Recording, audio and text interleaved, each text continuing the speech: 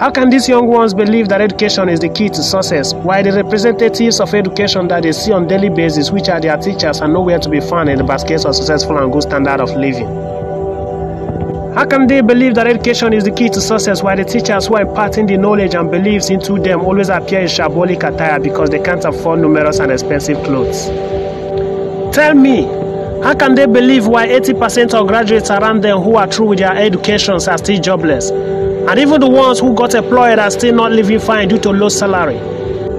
In the ancient Nigeria, the gentlemen in suits and ties were the rich ones around, while most of the men with dread, tattoo and earrings were just touts. While in the Nigeria of today, the men with dress, tattoo and earrings are the rich ones around, while the gentlemen in suits and ties are the poor ones around.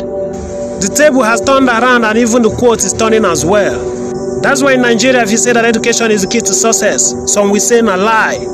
Education na scam. Why wouldn't they believe that education na scam while most of our students are at home for some months now doing nothing due to ASUU strike while our government is feeling reluctant over it?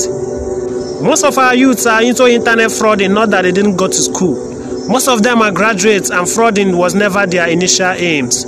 But if they should use their certificate to look for jobs, they won't see any. And even if they succeed and got employed as civil servants, they'll still be in the cycle of poverty because their salaries will be too small. One of the reasons that internet frauding is growing on daily basis in this country is because nobody wants to be a civil servant anymore because their salaries are too small. The standard of living now are far beyond what their salaries can afford. And trust me, nobody wants to be poor. How can a family man's salary be less than or equal to the price of one bag of rice? And you still expect him to serve the country diligently without finding any other desperate means of getting extra income?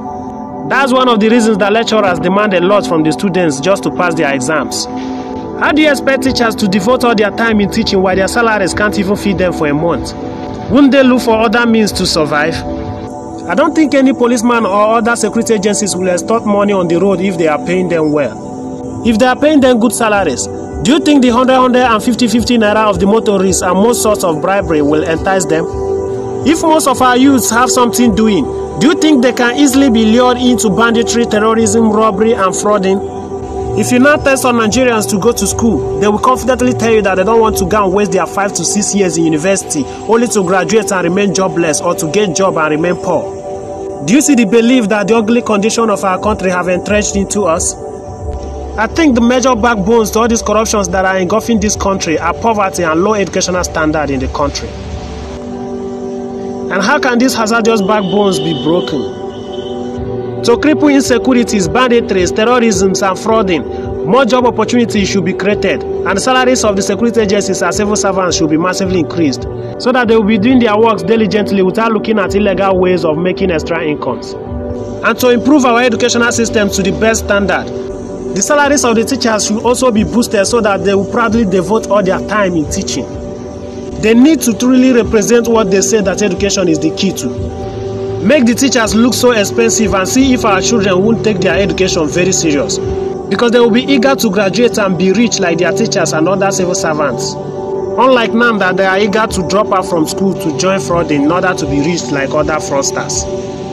We need the kind of leaders who can eradicate Nigerians from poverty and hardship with this little fat without concentrating much on crude oil and other mineral resources, which are in one way or the other polluting our lands and making aquatic lives miserable. Don't hesitate to get your PVC.